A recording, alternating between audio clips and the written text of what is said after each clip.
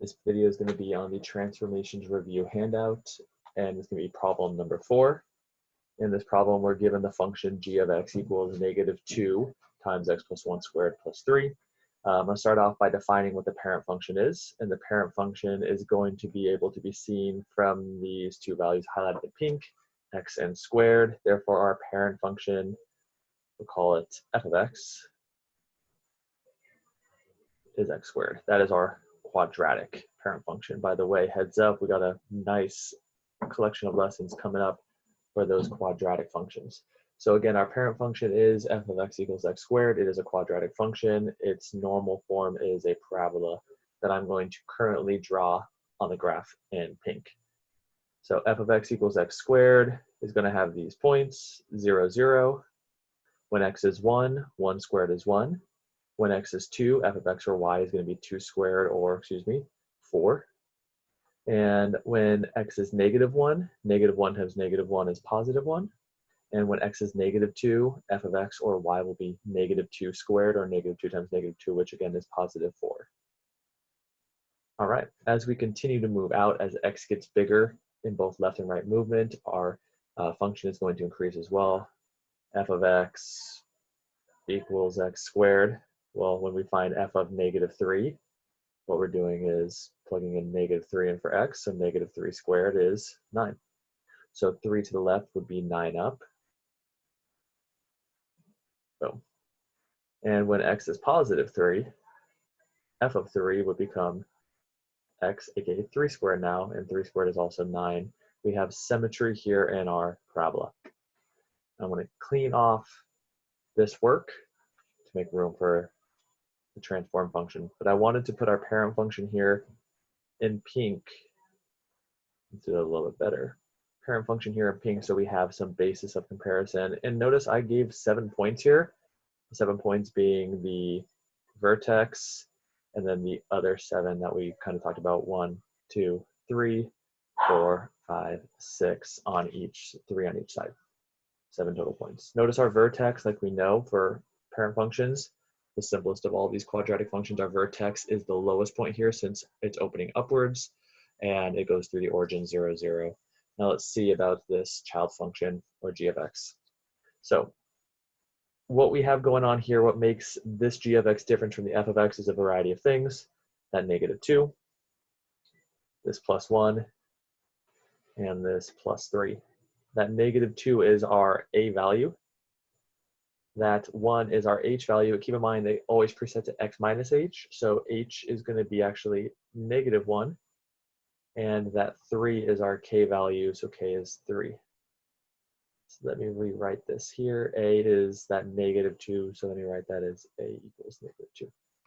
So what these things tell me now is that the a value tells us how the graph is going to be opening, upwards or downwards. It also tells us if it's going to be stretched, if it's bigger than 1 and 2 is bigger than 1, and we're going to have a vertical stretch. Our h value tells us that we are going to have a horizontal shift, and since our h value is -1 here, means we're going to be shifting 1 to the left, and our k value tells us a vertical shift. So again, the a value of -2 tells me since it's negative, we're going to have a reflection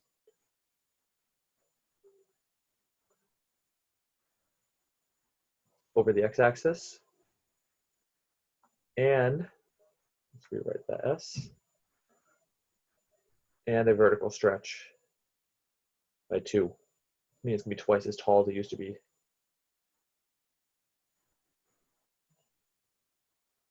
Cool.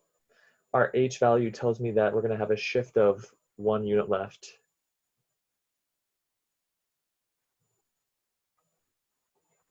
And our k value tells us that it's going to be a vertical shift, and since it's a +3, we have a vertical shift 1 unit up, or sorry, 3 units up.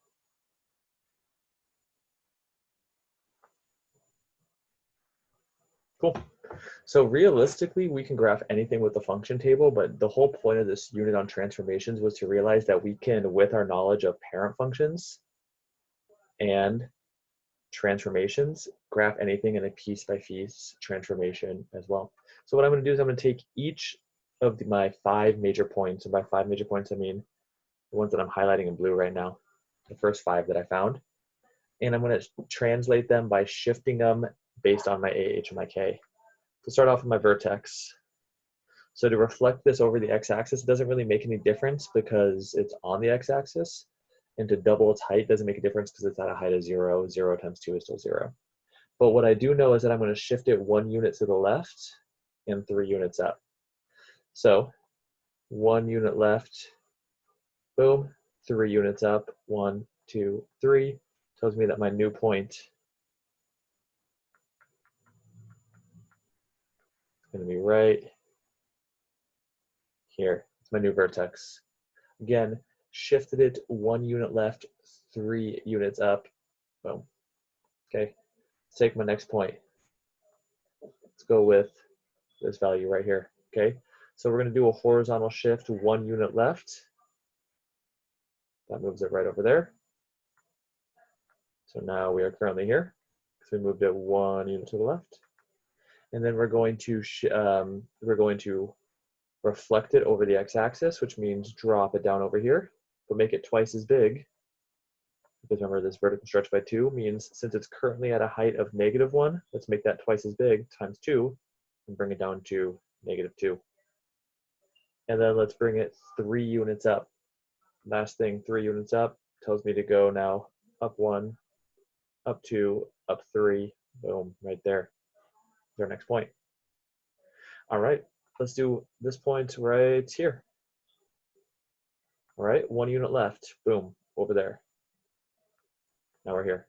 Again, that was just from this point, the translation of 1 unit left, that H value. Cool, so now we're gonna reflect it over the x-axis. Boom, right there. Notice again, it's reflecting over this x-axis, that's the mirror. So it was 1 unit above it, now it's 1 unit below it, pure reflection. Right on. But we want to stretch it twice as big. Remember our A value was a reflection. That's how we got down here. We also want to double its height. And again, -1, twice -1 is a height of -2. So let's move it down to -2. And last thing that we got to do is shift it 3 units up. So 3 units up says, okay, 1, 2, boom, 3 units up. And theoretically speaking, what we actually have right now is enough to do this transformation of g of x. Now, I'm going to leave it here because this video is going to take a long time to process and probably at some point is going to become not useful to continue watching me, hearing me say shift left and right, up and down. But effectively, all I did is step by step, I shifted it 1 unit to the left. I reflected, I stretched it twice as big, took all the y values, made it twice what it was, and then I moved them all 3 units up.